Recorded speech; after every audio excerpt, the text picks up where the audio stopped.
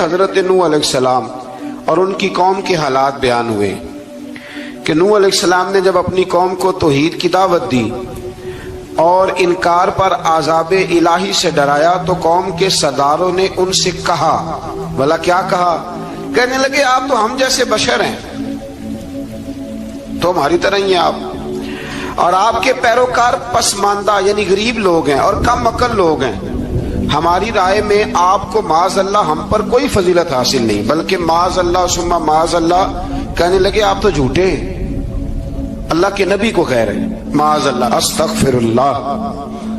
نوح علیہ السلام نے جواب دیا کہ میں اپنے رب کی جانب سے واضح دلیل رکھتا ہوں اور اس نے مجھے رحمت سے نوازا ہے، لیکن تم میرے مقام کو سمجھنے کی صلاحیت نہیں رکھتے، تم اتنی صلاحیت رکھتے نہیں ہو۔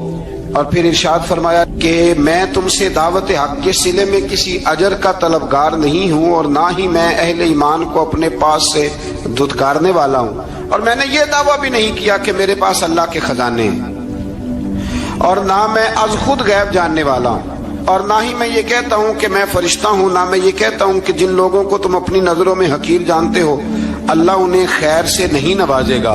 فرمایا یہ ٹھیک ہے کہ اللہ بشروں میں سے رسول بناتا ہے، پر جسے بناتا ہے پھر اسے بڑی شانیں عطا فرماتا ہے۔ پہلے دن سے انسان کا یہ مسئلہ ہے، پہلے دن سے انسان کا یہ مسئلہ ہے کہ وہ کہتا ہے میں انسان سے ہدایت حاصل کروں، لیکن رب نے بھی قانون بنایا ہے کہ اللہ تبارک و تعالیٰ بندے پر ہی وحی فرماتا ہے، فرشتوں اور جنوں کو اللہ نے اس منصب کے لیے منتخب نہیں فرمایا۔ قوم نوح نے کہا کہ آپ نے ہم سے بہت بحث کی معاذ اللہ، بس جس عذاب سے آپ ہمیں ڈرا رہے ہیں وہ لے آئیے۔ تو نوح علیہ السلام نے کہا کہ اللہ چاہے گا تو تم پر عذاب بھی آ جائے گا۔ آیت نمبر 37 سے 47 میں بتایا کہ اللہ تعالیٰ کی طرف سے نوح علیہ السلام کو حکم ہوا کہ ہماری نگرانی میں اور ہماری وحی کے مطابق آپ کشتی بنائیے، اور ظالموں کے بارے میں ہم سے کوئی بات نہ کریں۔ حضرت نوح کی خواہش تھی کہ یا اللہ انہیں بھی معاف کر دے، فرمایا یہ ظالم ہے تو میرے نبی ان کے بارے میں مجھ سے کوئی بات نہ کریں، وہ ضرور غرق ہو جائیں گے۔ پھر وہ کشتی بنانے لگے، اور جب ان کی قوم کے سردار ان کے پاس سے گزرتے تو ان کا مذاق اڑاتے۔ یہ آپ کیا کر رہے ہیں؟ آج بھی وزیر مشیر بڑے بڑے لوگ اللہ ماشاءاللہ دینداروں کا مذاق اڑاتے نہیں؟ اڑاتے ہیں کہ نہیں اڑاتے مذاق؟ یہ کن کا طریقہ ہے؟ یہ تو قرآن مجید کہہ رہا ہے کہ حضرت نوح کی قوم جو کافر تھی ان کا طریقہ ہے اہل ایمان کا مذاق اڑانا۔ تو وہ مذاق اڑانے لگے۔ نوح علیہ السلام نے کہا کہ وہ وقت آنے والا ہے کہ جب تمہارا مذاق اڑایا جائے گا اور تمہیں پتہ چل جائے گا کہ رسوا کن عذاب کس پر آئے گا۔ اللہ تعالیٰ نے فرمایا جب ہمارا حکم عذاب آ پہنچا اور تندور ابلنے لگا، تندور سے آگ نکلا کرتی ہے، پانی نہیں نکلا کرتا، اور نوح علیہ السلام کی قوم پر جب عذاب آیا تو پانی تندور سے نکلا، تندور سے اللہ نے پانی نکالا، جہاں سے پانی نکلا نہیں کرتا، تندور ابلنے لگا۔ اللہ اکبر۔ تو اللہ تبارک و تعالیٰ نے فرمایا تو ہم نے نوح علیہ السلام سے کہا کہ آپ خود اور اپنے گھر والوں کے ساتھ اس کشتی میں سوار ہو جائیں، اور اہل ایمان کو بھی سوار کر لیں، اور ہر چیز کے جوڑے یعنی نار اور مادہ کو سوار کر لیں، اور ان کے ساتھ ایمان والے بہت کام تھے۔ حضرت نوح علیہ السلام دعائیں پڑھتے ہوئے سوار ہو گئے۔ پھر کیا ہوا؟ کشتی انہیں پہاڑوں جیسی موجوں میں لے جا رہی تھی کہ نوح علیہ السلام الگ کھڑے ہوئے اپنے بیٹے سے فرمانے لگے یا بیٹے ہمارے ساتھ کشتی میں سوار ہو جا اور کافروں کے ساتھ نہ رہو۔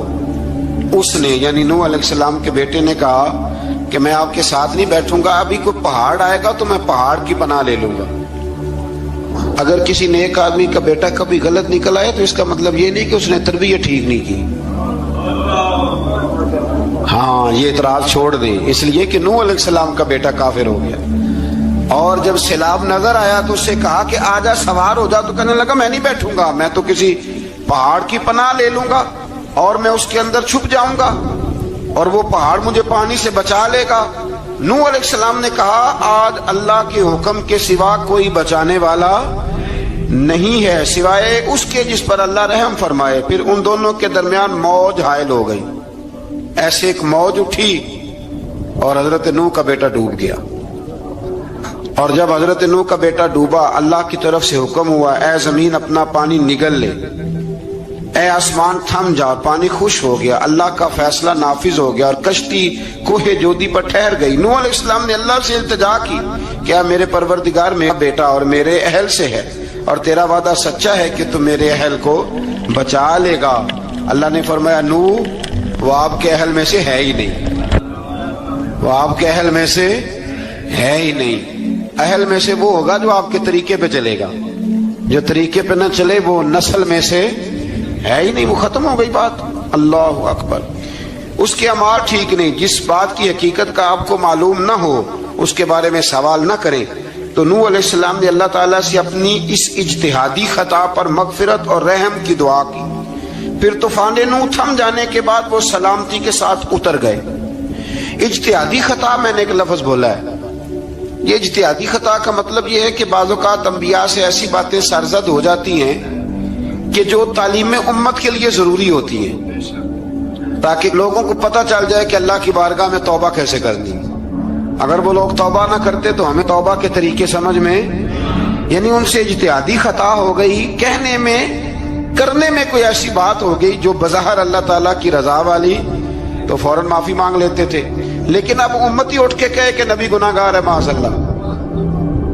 حضرت آدم نے دعا مانگی تھی نا، ربنا ظلمنا انفسنا، اے اللہ ہم نے اپنی جانوں پر ظلم کیا۔ انہوں نے کہا تھا تو اگر کوئی بندہ حضرت آدم کو ظالم کہے گا تو کافر ہو جائے گا، تو اگر وہ کہے کہ وہ تو خود کہہ رہے ہیں، ایک بندہ اڑ جاتا ہے کہتے تو خود کہہ رہے ربنا ظلمنا، تو خدا کے بندے وہ اللہ کے نبی ہیں، وہ رب سے کہہ رہے ہیں، وہ عاجزی کے طور پر کہہ رہے ہیں۔ کچھ لوگ اڑ جاتے کہتے خود حضور نے کہا ہے جی انا بشر مثلکم، میں تمہاری طرح کا بشر ہوں، خود نبی پاک نے کہا ہے۔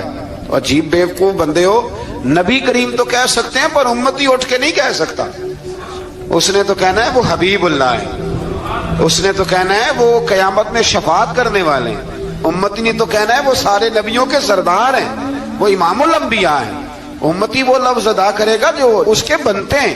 اب کوئی بندہ اٹھ کے کہہ دے دیکھے نا، ایک بہت بڑا عالم تقریر کرتے ہوئے کہے جی میں تو ان پڑھ آدمی ہوں، تو اس کا شاگرد کہے کہ استاد جی قسم اٹھائے ہاں آپ نے تقریر میں کہا نہیں میں ان پڑھ ہوں، آپ تو ان پڑھ ہے۔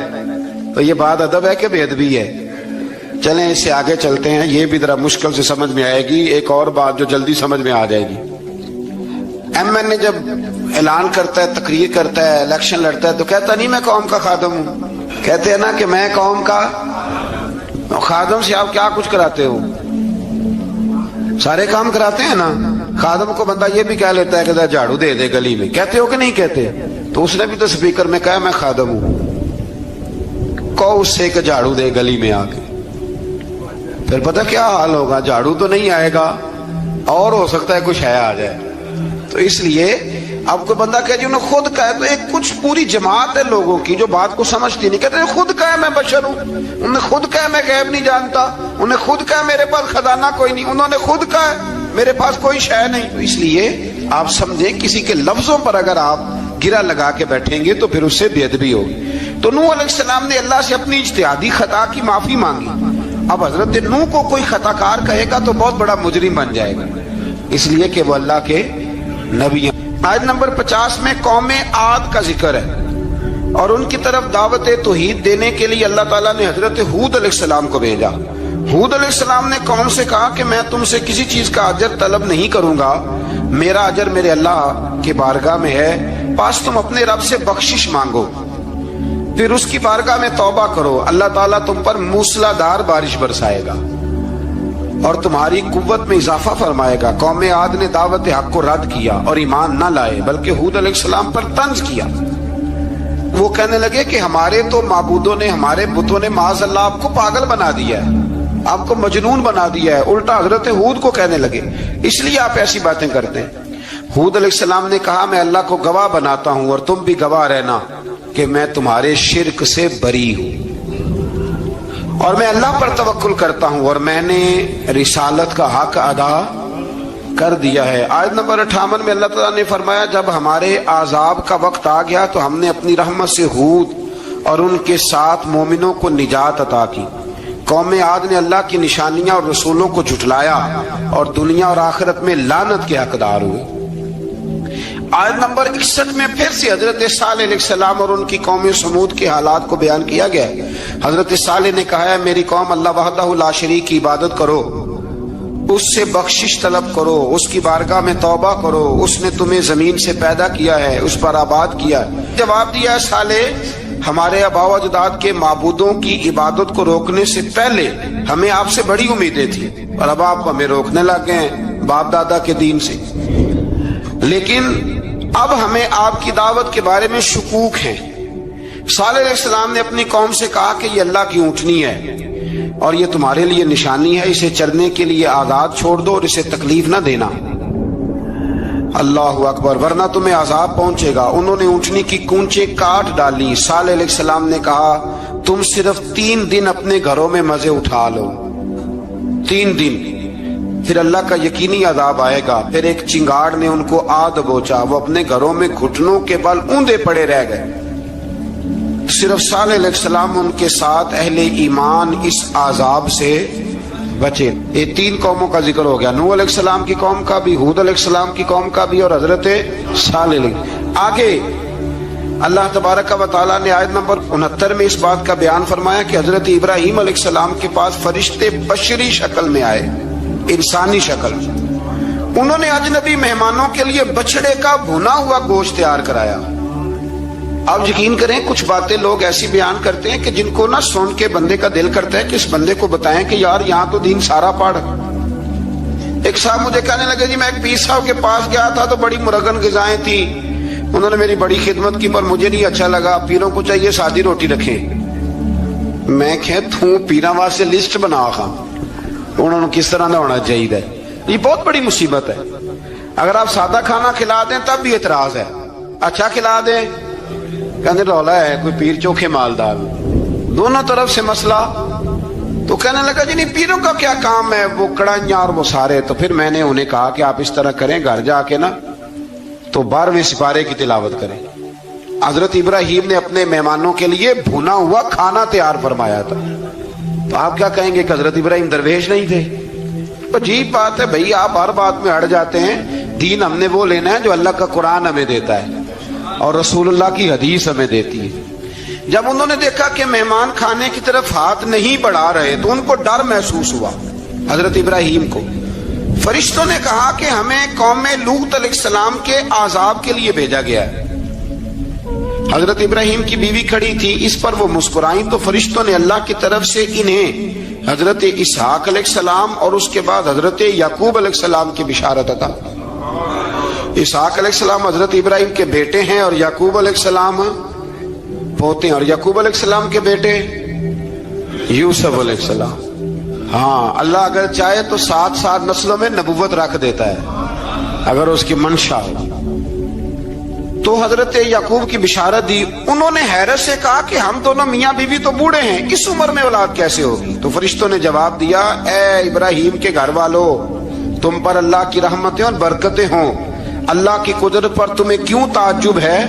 اللہ فرماتا ہے کہ بیٹے کی بشارت سن کر ابراہیم کا خوف دور ہو گیا اور پھر وہ قوم لوط کے بارے میں گفتگو کرنے لگے۔ ابراہیم بہت بردبار، اللہ سے آہوزاری کرنے والے اور اس کی طرف رجوع کرنے والے تھے۔ اللہ تعالیٰ نے حضرت ابراہیم علیہ السلام کو فرمایا اے ابراہیم اس گزارش سے آپ گریزاں رہیں، اس کا یقینی فیصلہ ہو چکا ہے اور ان پر نہ ٹلنے والا عذاب نازل ہو کے رہے گا۔ وہ کیا گناہ کرتے تھے؟ لوط علیہ السلام کی قوم میں میں نے بتایا تھا، مرد مردوں سے بدفعلی کرتے۔ تو حضرت ابراہیم نے بھی عرض کی، بار بار گزارش کی، بحث کی کہ اللہ مہربانی فرما ان کا عذاب۔ آپ دیکھیں نبیوں کے حوصلے کتنے بڑے ہیں، قومیں تنگ کرتی ہیں اور طرح طرح کی باتیں کرتی ہیں اور پیغمبر پھر بھی کہتے ہیں یا اللہ مہربانی فرما، اے اللہ ان سے عذاب۔ آیت نمبر 77 میں حضرت لوط علیہ السلام کی قوم کی بدعمالیوں اور لوط علیہ السلام کے اپنی قوم کو بدعمالیوں کے باعث فرشتوں کی آمد، قوم کے بدعمال لوگوں کے دوڑ کر آنے اور حضرت لوط کو ان کے سمجھانے اور ان کے انکار پر مضطرب ہونے کا ذکر ہے، جس پر فرشتوں نے حضرت لوط کو تسلی دی کہ آپ فکر نہ کریں، ہم آپ کے رب کے فرشتے ہیں، یہ آپ اور ہم تک نہیں پہنچ سکیں گے۔ آپ رات کے آخری حصے میں قوم کی طرف توجہ کیے بغیر ہجرت فرما لیں، اس لیے کہ صبح کے وقت ان پر عذاب آئے گا۔ جب اللہ کا عذاب آیا تو اس نے بستی کے اوپر کے حصے کو نیچے کر دیا اور قوم لوط کے اوپر اللہ کی طرف سے لگاتار نشان زدہ پتھر برسائے گئے، لگاتار پتھر آئے۔ آیت نمبر 84 میں اللہ تعالیٰ نے حضرت شعیب علیہ السلام اور ان کی قوم کا ذکر فرمایا ہے اور ان کے جرائم کو بیان کیا گیا ہے۔ وہ ناپ تول میں کمی کرتے تھے، دوسروں کو چیزیں کم تول کر دیتے تھے۔ اللہ تعالیٰ نے ان سے فرمایا کہ فساد فی الارض سے باز آؤ اور اپنے سے پہلے سرکش امتوں کا انجام دیکھ لو۔ جب حضرت شعیب کی نصیحتوں کا ان پر اثر نہ ہوا تو پھر اللہ تعالیٰ نے انہیں بھی عذاب سے ہلاک کر دیا۔ آیت نمبر 94 میں فرمایا کہ جب ہمارا عذاب آیا تو ہم نے اپنی رحمت سے حضرت شعیب اور ان پر ایمان لانے والوں کو بچا لیا، اور ظالموں کو ایک زبردست چنگاڑ نے پکڑ لیا تو صبح وہ اپنے گھروں میں اوندا منہ پڑے تھے، گویا وہ کبھی وہاں آباد تھے ہی نہیں۔ آیت نمبر 96 میں حضرت موسیٰ علیہ السلام کو عطا کیے جانے والے 9 معجزات کا ذکر ہے۔ پھر فرعون اور اس کے پیروکاروں کے باطل روش کے باعث ان کی ہلاکت کا بھی ذکر فرمایا، اور دنیا اور آخرت میں انہیں ملعون یعنی لعنتی قرار دیا۔ جن بستیوں کو اللہ تعالیٰ نے ہلاک کیا ان میں سے بعض کے آثار موجود ہیں اور بعض کے آثار تک معدوم ہو چکے۔ ان میں سے ہر بستی والے اپنے ظلم کے باعث ہی ہلاک ہوئے۔ اللہ تعالیٰ کسی پر ظلم نہیں فرماتا، لوگ خود اپنی جانوں پر ظلم کرتے ہیں۔ جو شخص عذاب آخرت سے ڈرتا ہے اس کے لیے اس میں نشانیاں موجود ہیں۔ آیت نمبر 106 سے اللہ تعالیٰ نے انجام کے اعتبار سے لوگوں کی 2 قسمیں بیان کی، 2 قسمیں فرمایا۔ ایک ہیں سعادت مند لوگ اور دوسرے ہیں بدبخت۔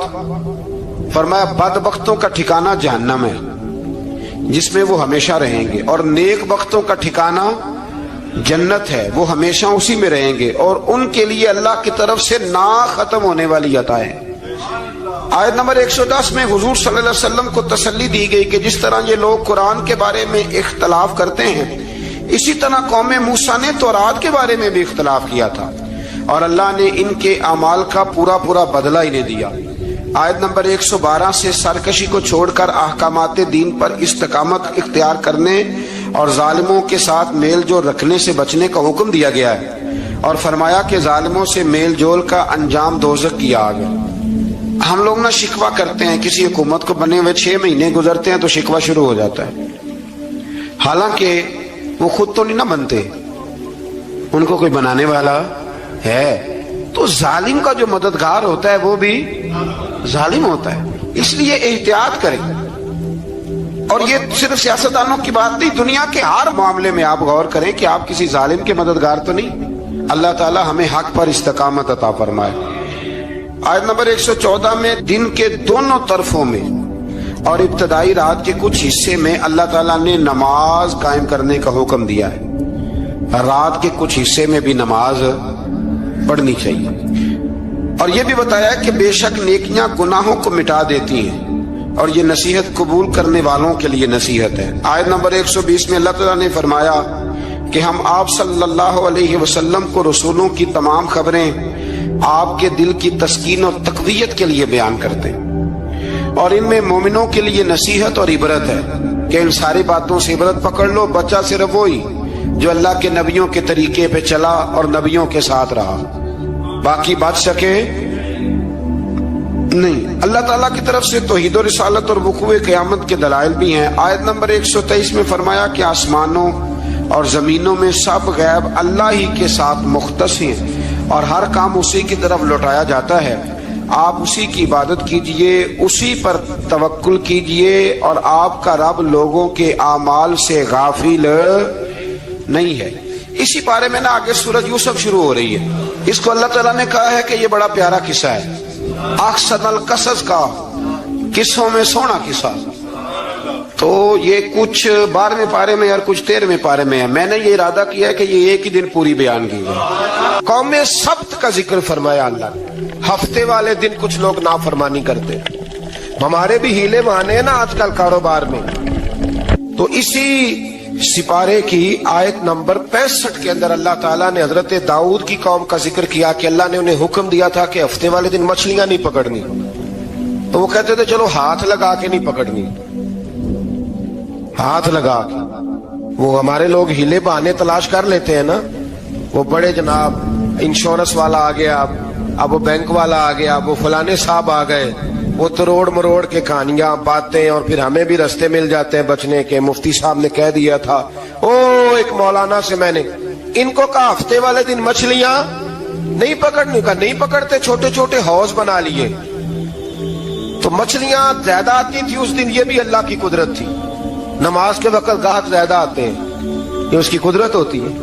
तो वो मछलियां हौज में जमा हो जाती हैं, यूं समझ लें कि जाल इन्होंने लगा लिए हुए, तो जाल में वो फंसती रहती थी, हौजों में आती रहती थी। हफ्ते को नहीं पकड़ते थे, इतवार को पकड़ लेते थे, तो फिर अल्लाह ने इन्हें सजा दी। फरमाया तमाशे करते हो अल्लाह के हुक्म के साथ। क्या सजा दी?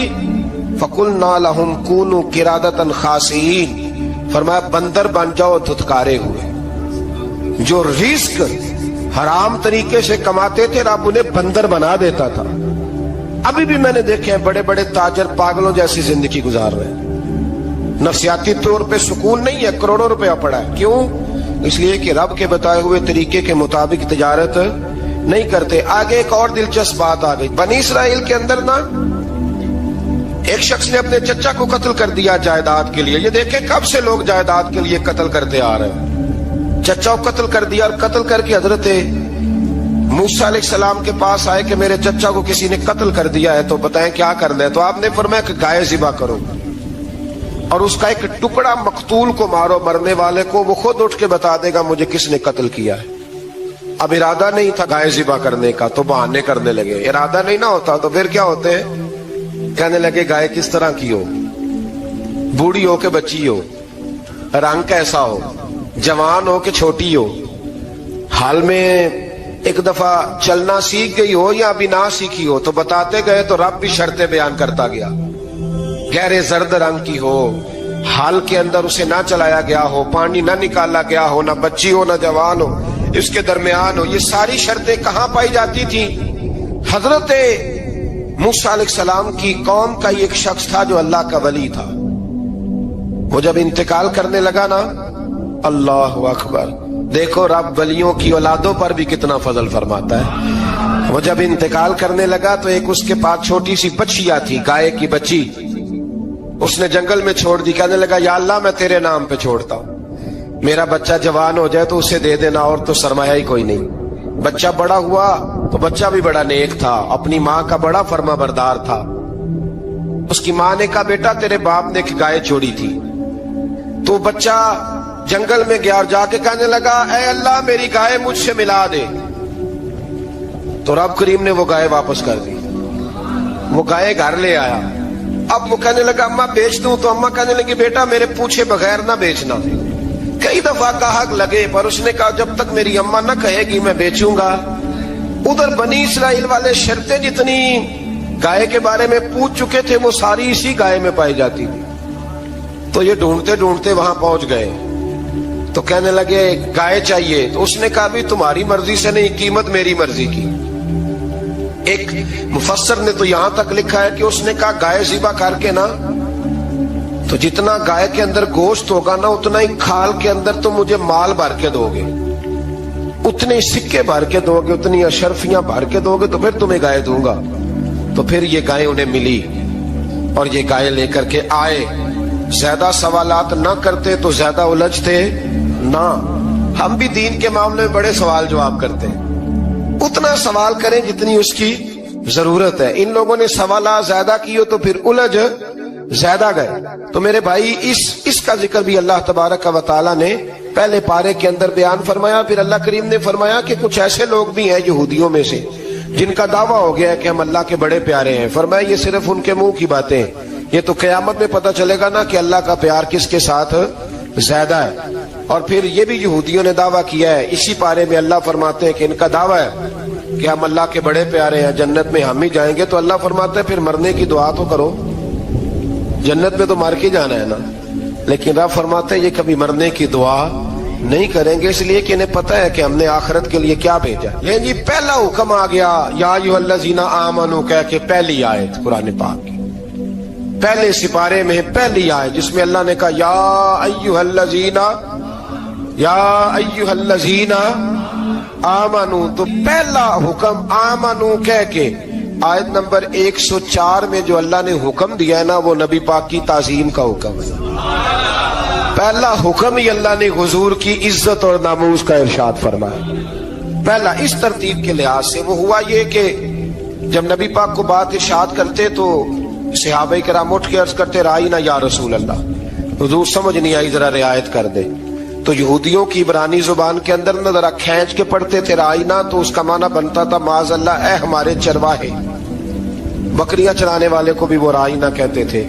تو جب صحابہ یہ کہنے لگے تو اللہ نے منع ہی کر دیا، فرمایا میرے محبوب کے غلاموں، اس لفظ کے پیچھے چھپ کے، اس لفظ کے پیچھے چھپ کے لوگ میرے نبی کی بے ادبی کر جاتے ہیں، تو جس لفظ کا کوئی ایک معنی بے ادبی والا بنتا ہو وہ لفظ بھی میرے نبی کے لیے نہ کہو، لفظ وہ والے کہو جس میں کوئی بے ادبی کا معنی نکلے نہ۔ یہاں لوگوں نے بڑے بڑے لفظ نہیں بول دیے، پھر کہتے میرا مطلب یہ تھا، میرا مطلب وہ تھا، تو تو نے وہ لفظ بولا کیوں جس کا کوئی غلط مطلب بھی نکل سکتا تھا۔ اللہ نے فرمایا یا ایھا الذین آمنوا لا تقولوا رائینا، اے ایمان والو رائینا کہو ہی نہ۔ تو یا اللہ کیا کہیں؟ فرمایا وقولوا انظرنا، تم کہو یا رسول اللہ ایک نظر فرمائیے، انداز دیکھیے انظرنا ایک نظر۔ تو ہمارے بزرگ تو پہلے بڑے پیار والوں نے کہہ دیا یا رسول اللہ انظر حالنا، کہتے کہاں سے لاتے ہو جملے؟ میں نے کہا اللہ کی کتاب سے۔ یا رسول اللہ انظر حالنا یا حبیب اللہ اسمع قالا، تو تم کہو انظرنا محبوب نظر کرم کرے، واسمعوا، اور کیا ضرورت ہے دوبارہ پوچھنے کی؟ اللہ کہتا ہے پہلے ہی دھیان سے سنا کرو، پہلے ہی واسمعوا، پہلے ہی احتیاط سے سنو، وللکافرین عذاب علیم، اور کافروں کے لیے دردناک عذاب ہے۔ لے جی اسی پارے میں اللہ تبارک و تعالیٰ نے پھر اہل یہود کا ذکر کیا، تو یہود کہنے لگے کہ ہم حضرت ابراہیم کے ماننے والے ہیں، تو اللہ کریم نے وہ بھی ذکر کیا کہ میں نے تو ابراہیم کو آزمایا ہے، وَإِذِ ابْتَلَىٰ إِبْرَاهِيمَ رَبُّهُ بِكَلِمَاتٍ فَأَتَمَّهُنَّ، ہم نے ابراہیم کو کچھ چیزوں سے آزمایا ہے، وہ ہماری آزمائش پہ پورے اترے۔ قَالَ إِنِّي جَاعِلُكَ لِلنَّاسِ إِمَامًا، تو پھر ہم نے انہیں کہا کہ ہم آپ کو پوری دنیا کا امام بنائیں گے۔ وہ آزمائش کیا تھی؟ آگ میں جانا بھی آزمائش، بیٹے کا نہ ہونا بھی آزمائش، بیٹا ہوا تو پھر اسے وادی غیر ذی زرع ان میں چھوڑ کے آنا بھی آزمائش، بڑا ہوا تو پھر ذبح کرنا بھی آزمائش۔ فرمایا جہاں جہاں آزمایا ہے نا ابراہیم ہماری آزمائش میں پورے اترے۔ فرمایا تو مفت میں حضرت ابراہیم کی اولاد بنتے ہو اور ان کا نام لیتے اور ان کے ساتھ اپنا تعلق بناتے ہو، دیکھو تو صحیح وہ کتنی آزمائشوں سے گزرے۔ تو اس کا بھی اللہ نے اسی میں ذکر فرمایا۔ اور پھر وہ بات کرتے تھے حضرت یعقوب کی اور حضرت اسحاق کی، تو فرمایا وہ تو ہمارے اتنے خاص بندے تھے کہ وصال کے وقت بھی انہوں نے اپنی اولادوں کو نصیحت فرمائی تھی کہ اللہ کی توحید پہ قائم رہنا، اس کا ذکر بھی اللہ نے اسی پارے میں بیان فرمایا۔ اور جو حضرت ابراہیم اور جناب اسماعیل نے کعبہ تعمیر کیا تو اس کا ذکر بھی اللہ تعالیٰ نے اسی بارے میں فرمایا۔ فرمایا جب وہ کعبہ بنا رہے تھے تو کہہ رہے تھے ربنا تقبل منا، کہہ رہے تھے اے اللہ بنا ہم نے دیا ہے پر مہربانی فرما ہم سے قبول فرما لے۔ تو جو آیہ کریمہ آخر میں عرض کرنا چاہتا ہوں اس پر بھی تھوڑی توجہ فرمائیں گے تو بات بڑی نکھر کے باہر آئے گی۔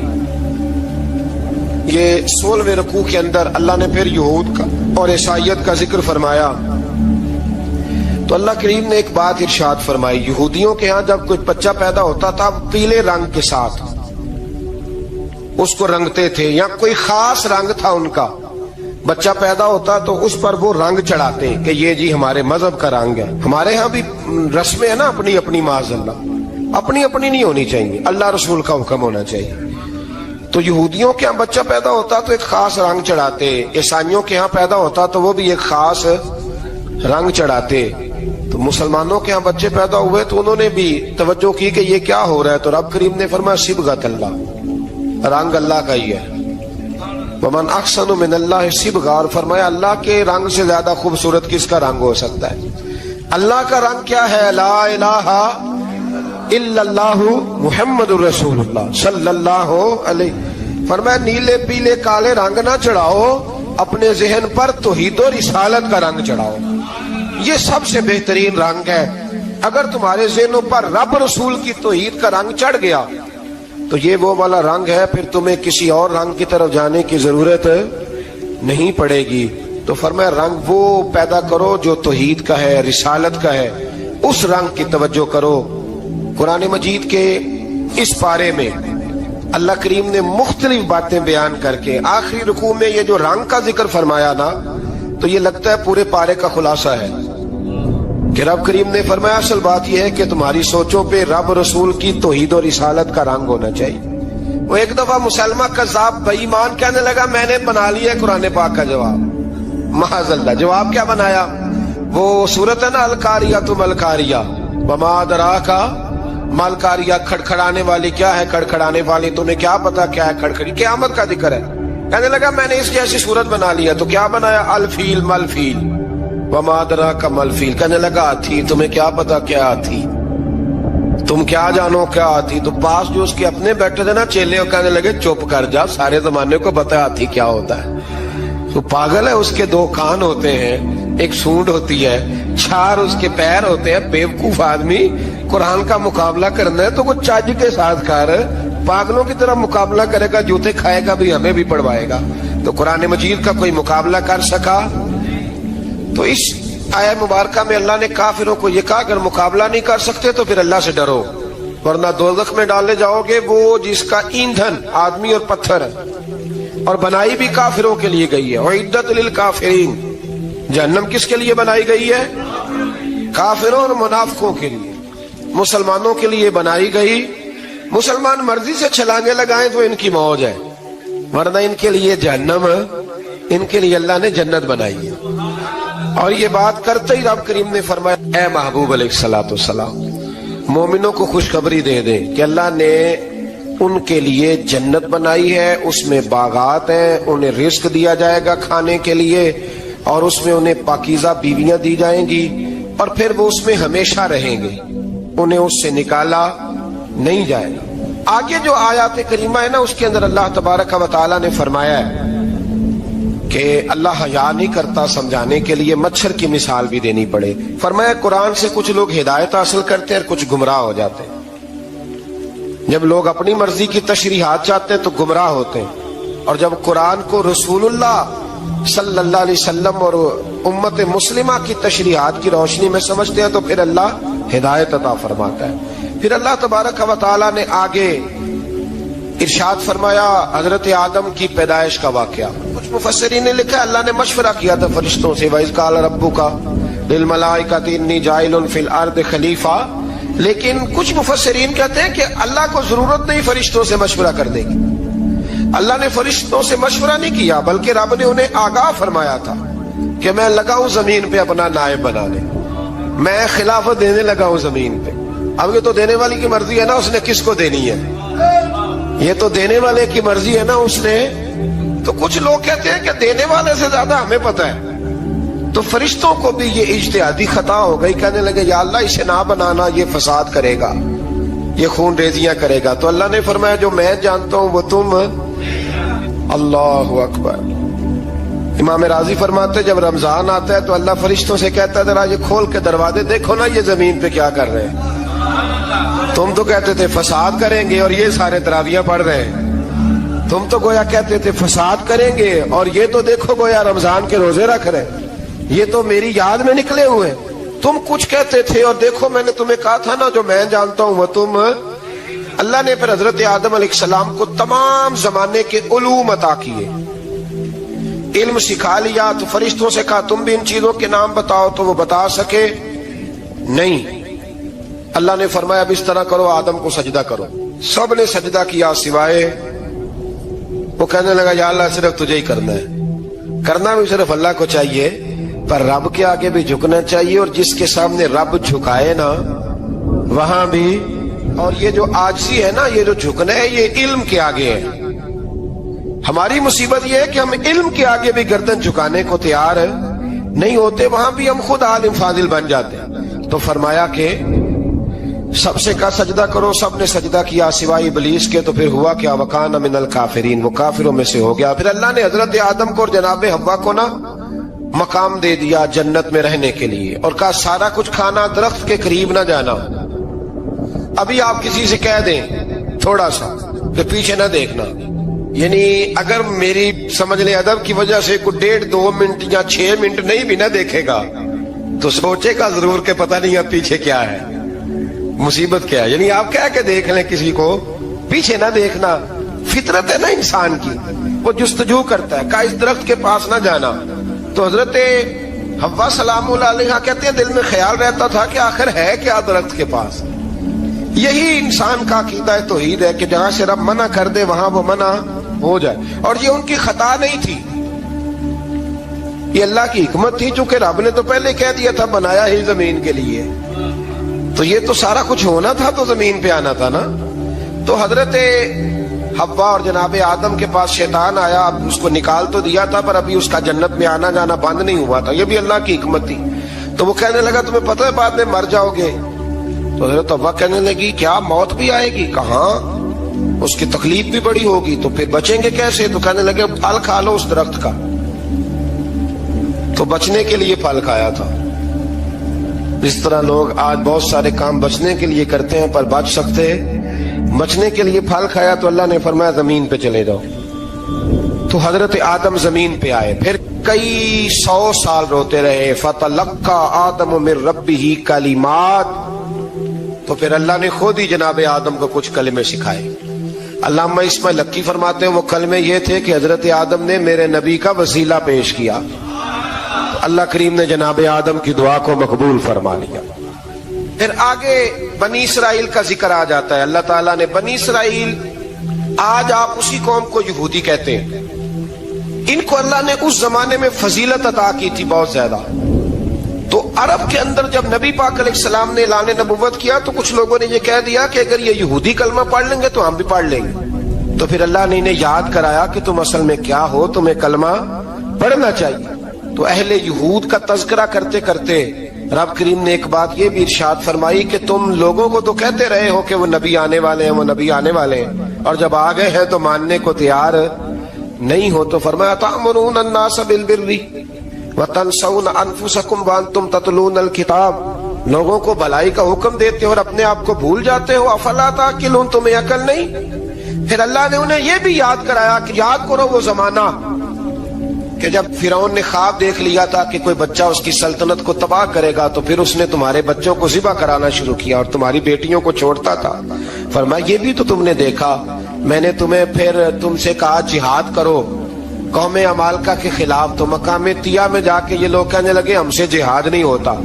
اللہ نے انہیں ایک میدان میں قید کر دیا، بڑی دلچسپ بات، قید تو لوگ ہوتے ہیں نا چار دیواری میں، تو اللہ نے بنی اسرائیل والوں کو جب انہوں نے کہا جہاد نہیں کریں گے تو اللہ نے میدان میں قید کر دیا۔ میدان میں، یہ یاد رکھیں، جب انسان اللہ کی نافرمانی کرتا ہے تو اسے ایسی قید ملتی ہے جس کا اس نے تصور بھی نہیں کیا ہوتا۔ ایک میدان ہے مقام طیہ، قید ہو گئے، سارا دن سفر کرتے تھے، سارا دن، تو رات کو تھک کے سوتے تھے، صبح اٹھتے تھے نا جب، تو وہیں ہوتے تھے جہاں کل صبح چلے تھے۔ تو رب جب کسی کو قیدی بناتا ہے تو اسے زنجیروں کی، سلاخوں کی ضرورت، دعا فرمائے اللہ تبارک و تعالی غموں سے نجات عطا فرمائے، یہ دعا فرمائے، ایسی قید دیتا ہے کہ جس سے پھر چھٹکارا ہو سکتا۔ تو بنی اسرائیل کا بہت زیادہ تذکرہ اس بارے میں اللہ تبارک و تعالی نے پھر بیان کیا، اور پھر کہا کہ انہیں جو حکم دیا جاتا تھا یہ اس کی سرتابی کرتے تھے، پھر اللہ نے ان پر ذلت نازل کر دی اور یہ ہمیشہ اس کا شکار ہے۔